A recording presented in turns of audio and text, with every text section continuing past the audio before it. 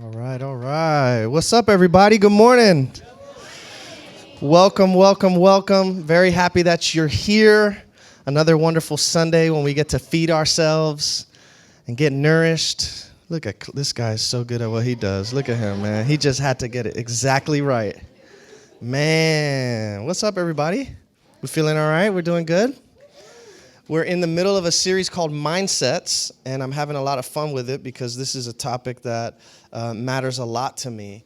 How do we work with this mind of ours that drives us absolutely crazy? All right? Heaven and hell and demons and angels all reside within our mind. And so today we're going to talk about dealing with negative thoughts. Anybody ever dealt with negative thoughts before? Yeah, maybe, kinda, sorta.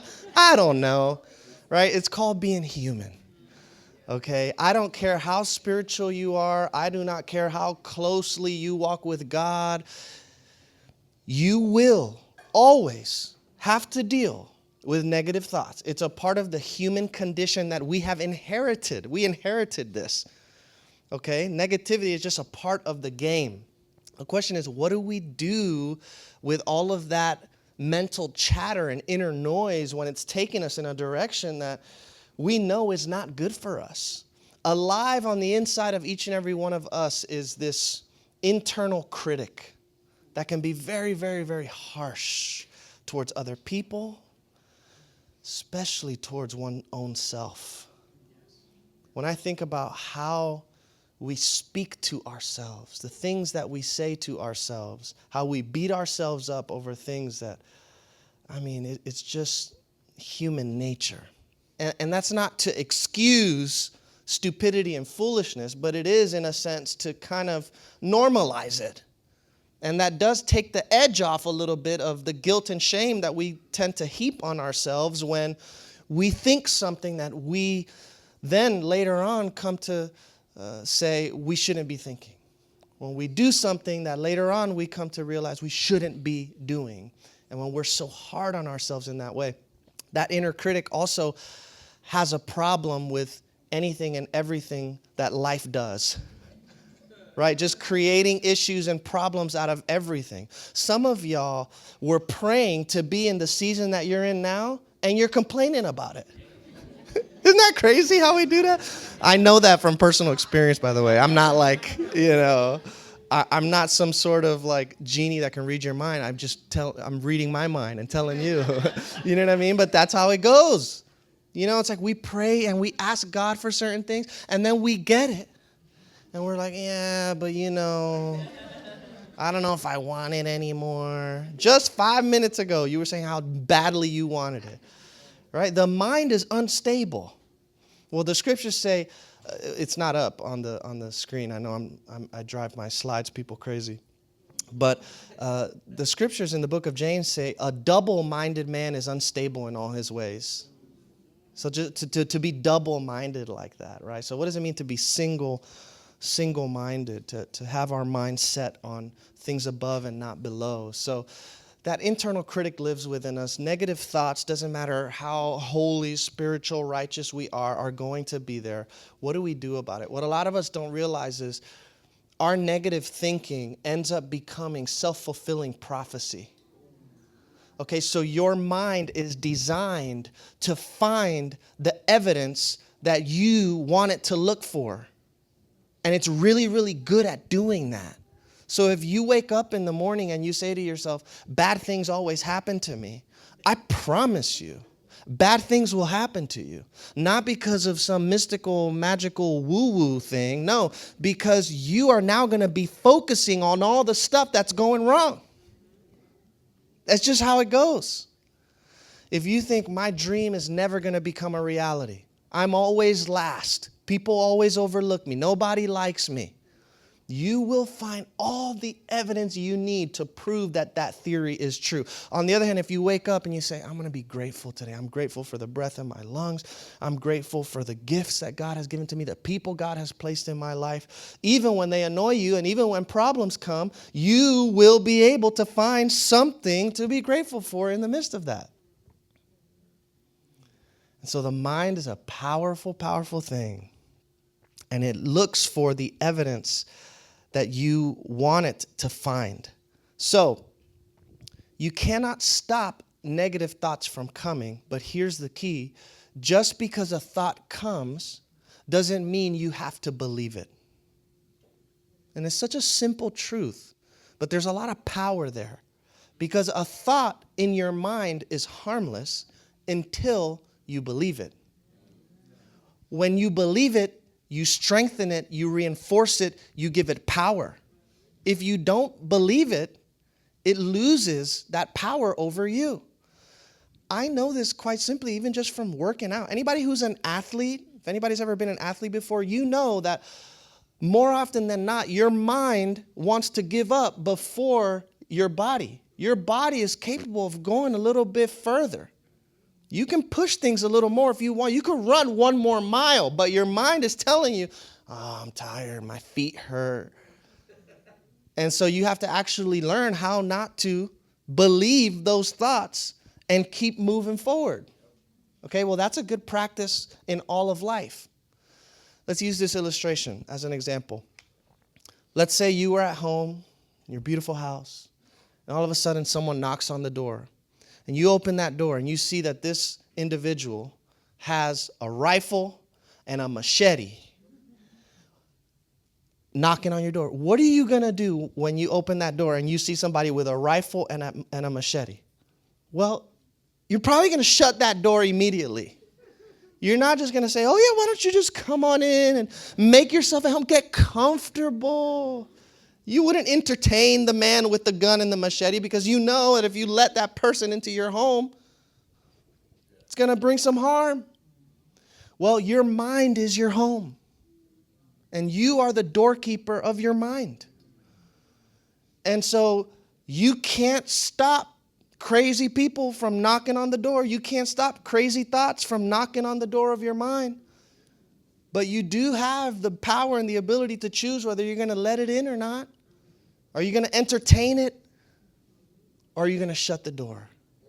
And so I think it's important for us to become a little more selective about the thoughts that we allow to take root within us. Look at what it says in the book of Philippians chapter 4 and verse 7. And because you belong to Christ, God's peace will stand guard over all your thoughts and feelings. I love this idea of the peace of God standing guard over our thoughts and our feelings. Let the peace of God protect your mind. If a thought does not contribute to your peace, what's the use for it? If the thought that you're ruminating on does not contribute to your well-being and the well-being of those around you, then discard it. Ignore it. Let peace be the metric by which you test every thought. And so this is something that requires a sort of hypervigilance. A lot of self-awareness goes into this. I was talking to a buddy of mine this week who is a scuba diver, and he was talking about lionfish. Anybody know what a lionfish is? Okay. And he says these lionfish belong in the Pacific Ocean, but somehow they've been coming to the Atlantic. And they're messing up the coral reefs because they don't belong there.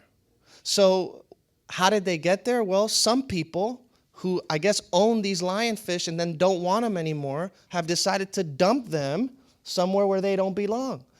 And these lionfish, they produce like 2 million eggs in a year. So they produce at a very fast rate. They're eating all of the natural, animals that belong in that ecosystem, and they're messing up the balance of the ecosystem. And all of that because one foreign entity was placed where it did not belong.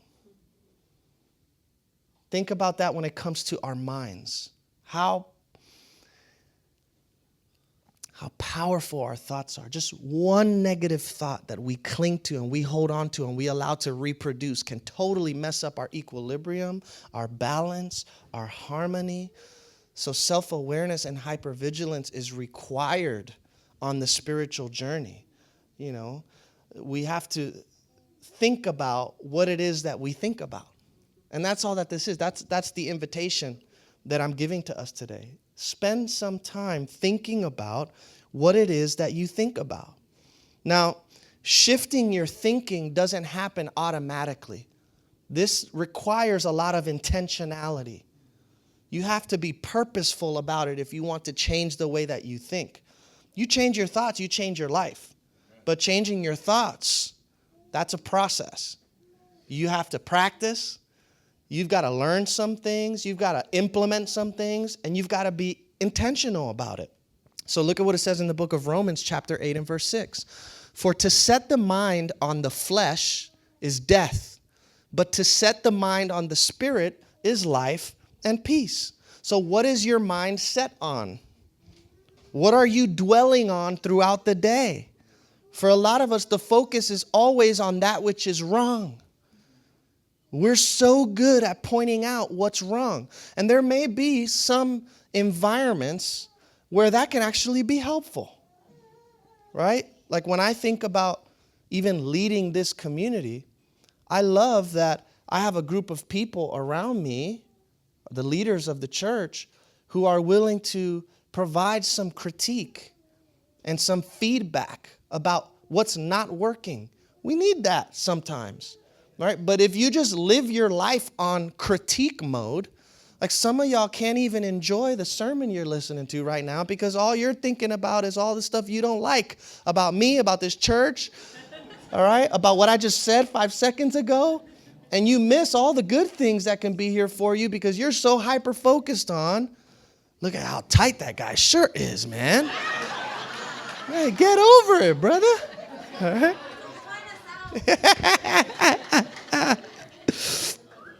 Right, we're so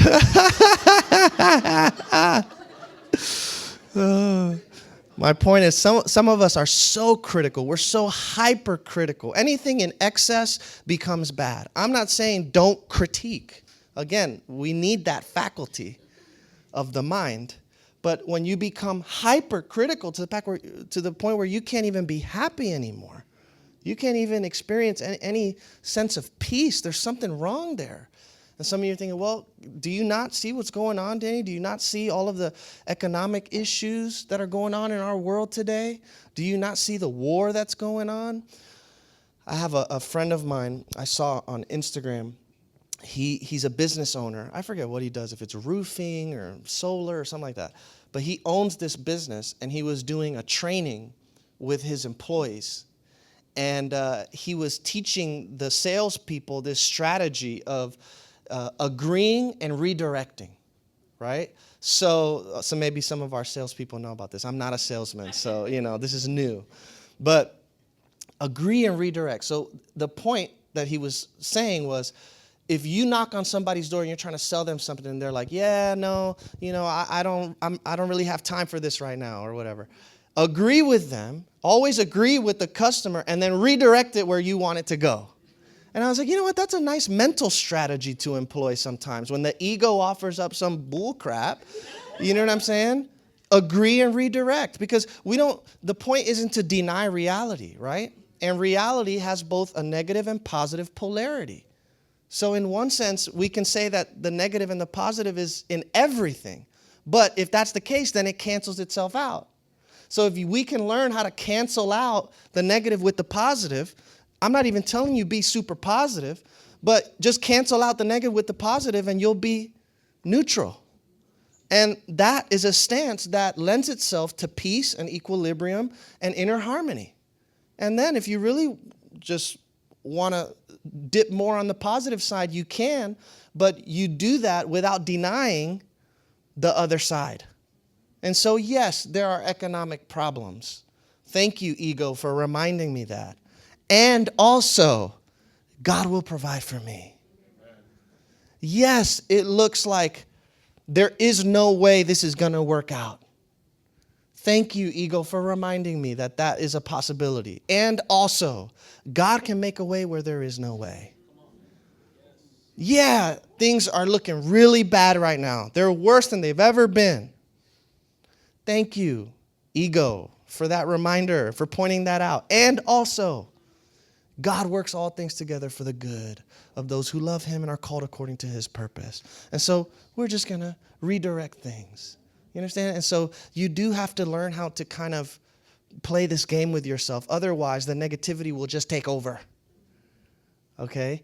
And it's important to remind ourselves, too, that when you are all the way in that excess of the negative polarity, you're actually not seeing things clearly.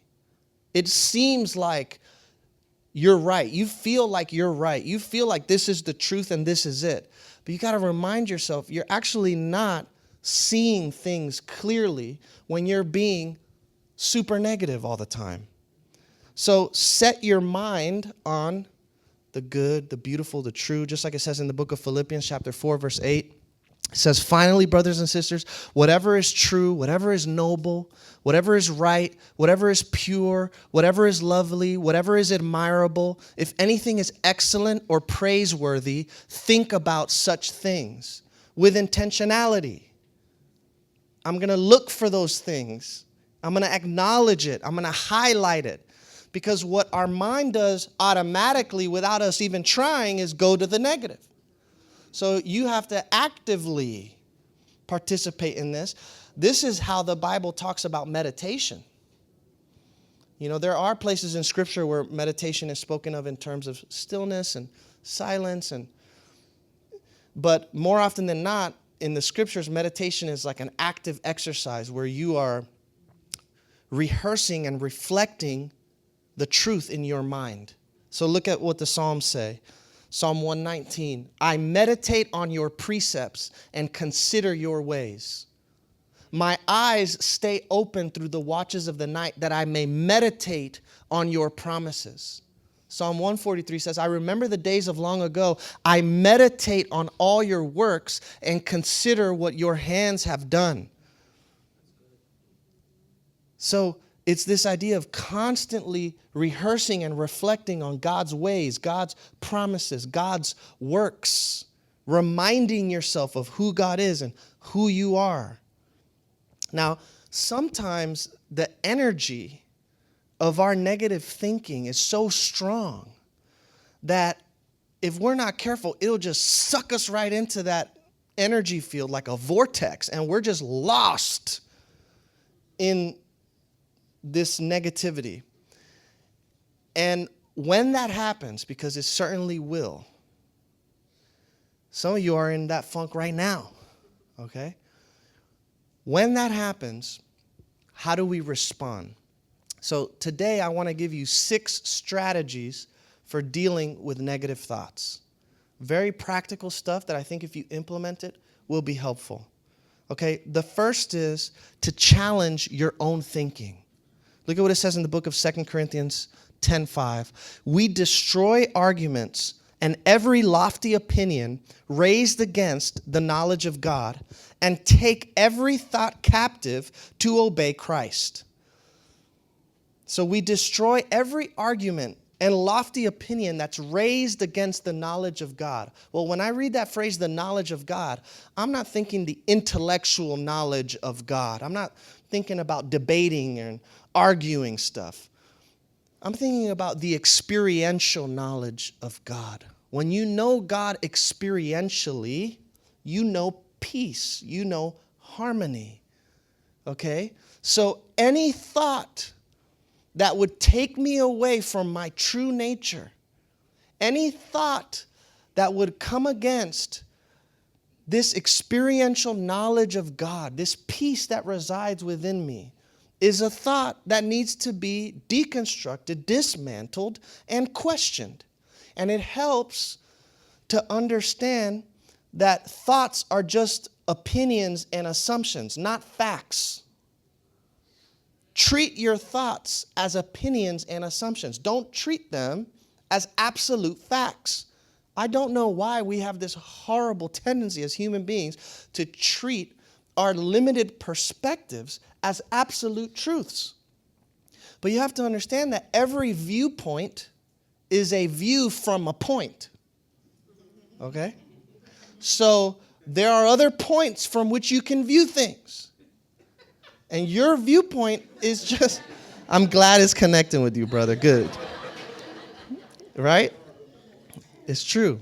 Sometimes when you realize the silliness of things, you just laugh about it. And it's true. So my viewpoint, as strongly as I may feel about it, right, is just a view from a point. And we make so many assumptions. We read into things so much. You know? And some of us, if we really study text messaging between human beings, you will understand how sometimes that can happen. You know, you can text something to an individual and they read it as an insult and you meant it as a kind gesture. Right? This happens all the time, especially when people like each other and they start dating and things happen. You know? You only texted me good morning. Really? It's like, what? Okay. What do you want? What else do you want? You want me to put like 3 G's at the end of the morning? So it's like, good morning. Does that make you feel better? You know what I mean? Like, y'all know about this. Y'all don't leave me alone up here now, okay? Right? But we read into, we assume certain things. It's good to be in the habit of just questioning your opinions and your assumptions. And I know you think that you can read people really well, and maybe you can. Right? But if you're reading somebody, if you're seeing through them and you kind of know who they are, that's fine. Just remember, you're making an assumption. You may be great at those assumptions. You may be really good at making those guesses. I got you figured out. I already know the kind of person you are. You know, but once we get into that certainty, once it's absolutely true, once I stop treating my thoughts as an opinion and I instead treat it as a fact, it's so easy to be blindsided and you don't even recognize it. You don't even recognize it. So question every thought, question every opinion, every assumption, every story, every conclusion that moves you away from peace and love. Okay? If God is love, then when I'm walking in love, I'm walking with God. And so when I'm seeing others through the eyes of love, that means I'm seeing other people through the eyes of God. And if I'm not seeing through that lens, then I'm seeing incorrectly. So challenge your thinking that moves you away from that peace that is your true nature. Look at this quote from Anthony DeMello. He was a Catholic teacher who says, "There's only one cause of unhappiness: the false beliefs you have in your head. Beliefs so widespread, so commonly held, that it never occurs to you to question them." One very powerful, simple question to ask yourself is this true? Is this true? Ask God to give you an open mind, to help you see things from another perspective. And so this is why this is very hard work, because a lot of us, we're scared of an open mind. We don't want to be wrong. We don't want to be humbled, right? So it takes an open mind to really be willing to see things in another way. Another good question to ask yourself as you do this kind of self-inquiry is, what kind of a person do I become when I embrace this thinking? And just look at the fruit of your life. Look at what it produces when you start going down that train of thought. I get depressed. I don't want to eat. I don't want to talk to anybody. I isolate myself. Is this the kind of person that I want to be? Right? You ask yourself that question, and then you ask God to help you see things from another angle. And so this habit we have of all or nothing thinking is what really blinds us. This all or nothing thinking. Anytime you go into all or nothing thinking, you can already know you're off track. You're not seeing things in a way that leads to peace and harmony and well-being. Okay? All or nothing thinking. They never do X, Y, Z. This will never happen. The all or nothing thinking. Ask God to break you free from that. Okay, the second strategy. Separate your thoughts from your sense of self. Okay, remind yourself constantly, I am not my thoughts. And don't just affirm that truth to yourself. Experience the truth of it. Experience the truth that you are not your thoughts. That's where prayer and meditation come in handy, big time. Because they give you access to that deeper layer of your being. It gives you access to who you are at a soul level, beyond your thoughts. That's why stillness is such a powerful spiritual practice, right? Because the more you practice stillness, the more you begin to sink into your beingness, and you, instead of getting caught up in your thoughts, you learn how to be a witness to the thoughts. So your mind is just one part of you, but it isn't you. Never forget that. Your mind is just one part of who you are, but it isn't you. You are the awareness behind all thought. So when you no longer identify your sense of self with your mental chatter, that's when you actually experience freedom. I'm no longer identifying my sense of self with my mental chatter. That's one way to drive yourself crazy, is to identify your sense of self with your mental chatter. Because one day you're fine, the next day you're insane. Literally, that's just what we are. You know what I mean? It's just what we are, right? You got some crazy old thoughts in your mind and you're losing it completely. That's how we are. So by practicing this non-identification, negative thoughts can be there, but they won't affect you because you're not taking the bait, right? You're established in your true nature. So it's not just about changing what you think, which is important, but it's also about changing your relationship with your thoughts. Instead of being identified with that inner voice, just observe it as something that is happening within you and remain in that place of stillness. And that can be, it's like your safe place. You just retreat back into yourself when your mind is going crazy. The next one, speak truth to yourself. Speak truth to yourself. Don't just accept what the mind brings to you and what the ego offers up to you every day. Tell yourself who you are. Remind yourself of that. Don't just listen to your mind. Talk to it. There's something so powerful about the spoken word. It has the ability to interrupt negative thought patterns, gets you back on track. In the book of Ephesians, Paul talks about putting on the armor of God, and he mentions the helmet, and he calls it the helmet of salvation. Put on your helmet of salvation. So a helmet is going to protect your brain, right? A helmet is going to protect your mind. Put on that helmet of your salvation. Remind yourself of who you are in God.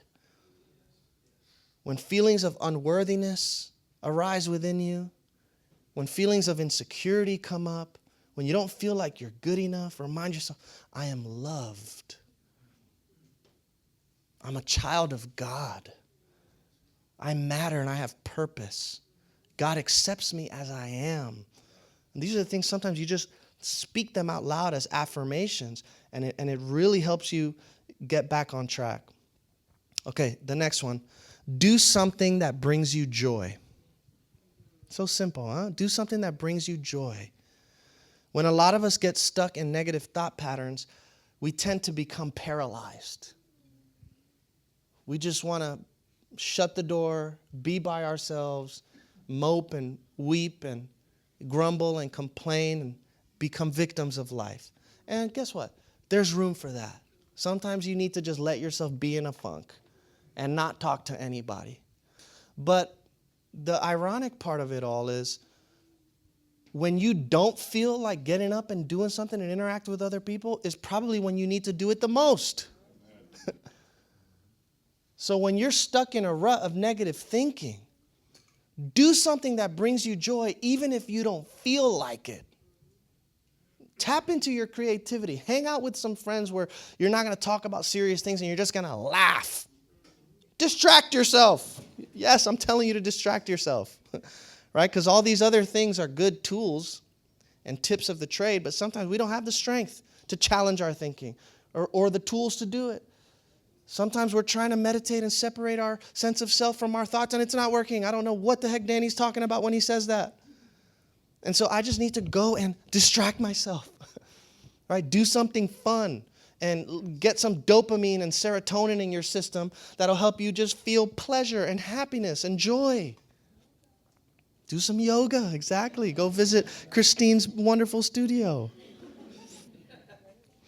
Okay, but when you do that, it'll remind you that there's still good things in life, even when things are going bad. There's still good things that you can enjoy, even when life doesn't seem to be going your way. Okay, the next strategy, very important. Be with the feeling. Be with the feeling. So here's the thing about thoughts and feelings. They are intertwined. Thoughts produce feelings, and feelings also produce thoughts. So if your thoughts are overwhelming you, and you just can't handle the onslaught of negativity that the ego consistently presents to you, one of the ways to put a halt to it is by identifying the feeling out of which these thoughts are arising and just be with and sit with the feeling. Process the feeling. Breathe through the feeling. Release the feeling, whether it's a sense of fear or anxiety or sadness or grief. Instead of trying to think your way out of that feeling state, just let yourself feel what you need to feel completely and totally. Immerse yourself in that. You know, when we're younger and we cry and we're mad or we fall and we bump our head or someone takes a toy from us and we start going crazy, what happens? An adult comes up to us, carries us, and begins to just soothe us a little bit, right? It's going to be all right. You're going to be okay. Don't worry. And as a result of that, we start to calm down, yeah? Well, as we grow up and become adults, we have to learn how to do that sort of soothing for our own selves. Because if we don't, then we start going to external things in order to heal internal feelings. And so, like it says in Psalm 131, I have calmed and quieted my soul like a child at its mother's breast. That's something that we've all got to learn how to do. You have to learn how to quiet and calm yourself like a child at its mother's breast. Just leaning on God. Go to God, pray. Right? Prayer is the way that you come into God's presence and just leave all of your issues there and allow the presence of the Spirit to soothe you. All right? Be with the feeling. Look at this quote from a psychologist. She says, the natural lifespan of an emotion, the average time it takes for it to move through the nervous system and body is only a minute and a half. We need thoughts to keep the emotion rolling. We lock into painful emotional states through our own endless stream of inner dialogue. So it's helpful to learn the way that we work and we operate so that we can do this kind of stuff when it's necessary. Last but not least, the last strategy is to suspend judgment. This is a great way to deal with negative thoughts when they arise. Just suspend judgment. It's okay to not know what something means. Don't rush to interpret what this situation may mean for you and the rest of your life. Just be in the moment. Try to prevent yourself from fortune telling. Right? Because this has happened now, XYZ is bound to happen. And then we attribute a positive or negative meaning to that. No. If anything, make the assumption that it's going to work out for you. If you're going to make an assumption, you might as well make that assumption. You know what I mean? And even if it doesn't work out, at least you weren't suffering the whole way there. So when you suspend your judgment, when you're not so quick to decide what's good and what's bad, you allow life to unfold in its own way. And you'll begin to see the beauty in the way that things are. Just suspend your judgment for a second. There was a woman at the hospital that I work at who came into my office, and she was a cancer patient for several years. And she would go to Memorial to get her treatments every week for years. And thankfully, she was able to overcome her cancer. She beat the cancer. And she came to the office because she wanted to give back. She wanted to serve. She was so impacted by spiritual care services and the visits that she received from chaplains that she wants to do the same work that we do on a volunteer basis and pray with people and talk with them through the experiences that they're going through. And as she was talking about it, she was just lighting up. She was like, I've been through this. I know what it's like. I know that I can be so helpful to these people. And then she just started crying because she's like, I know that this is something that's going to fill my life with so much purpose. It's something that I feel God really wants me to do. And as I was looking at her and just observing her be so passionate, talking about her story and what she wants to do now to give back, I kept thinking to myself, I can't imagine how she was feeling in that moment when she was getting her cancer treatments. Little did she know that she would come out on the other side feeling like this. Something that she thought in one moment was going to end her life is now giving her new life. It's giving her purpose. All of that pain and all of that struggle that she was going through is now fueling the path that she's walking on and giving her a sense of meaning and purpose that she previously did not have. She didn't know that in the moment. We never know in the moment what's going to come out of it, which is why it's better to just suspend our judgment. Instead of just jumping to the conclusion that this is bad, let it be what it is, and let God show you over time how He will use it for your good, for His glory, for the well-being of other people around you. So, just a couple tips here. I hope this is helpful. If you're dealing with negative thoughts and none of this comes to your mind, hey, call a friend, yeah? Call somebody. You're not alone. When you're trying to keep all that stuff stuffed inside, it's not healthy. Sometimes you really just do need to call someone. And a lot of us, unfortunately, we don't have safe spaces where we can truly just like vomit and not be judged. But those spaces do exist. You may have to pay for it. Right? You may have to pay for it if you're going to see a therapist or something, But at least for those of you guys that are here at Heartway, you have a pastor, I'm not going to charge you. I'll just listen to you, and I promise I won't judge you.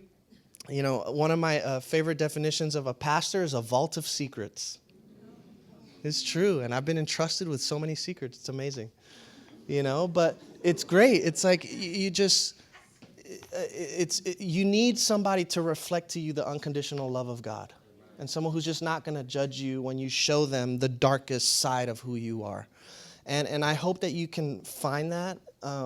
Like I said, I offer myself to you, and it's not just me. There's other people here. There are safe spaces in this community if you become a part of this and give yourself to others vulnerably in relationship. You'll find some folks that you can trust. And so that's my prayer for you. And of course, if there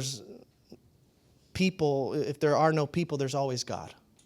God is that place you can always go to. So let me pray for you. God, we thank you that you've made us for good things. And even though the negativity of our mind tries to just take us to dark places, God, we just know that with you can give us the strength and the grace that we need to overcome and to change the way that we think. And so I pray that for everybody that's going through a mental battle right now, that you would just draw near to them and help them see things from a different perspective, and help them find stillness in you, and just to clear their mind and be able to renew their thinking so that they can be transformed. We need your help, God. We can't do this on our own, but with you, all things are possible, Lord. And so help us to keep our minds set on you. Protect us from those negative thought streams that drive us into disharmony, and help us to become established in your peace. In Jesus' name we pray. Amen. Amen. All right, everybody. Love you guys. Have a great rest of the week. If you bought a shirt, it's out there for you in the lobby. And also, if you want to buy a shirt, you definitely can too. Bye, guys. See you next week.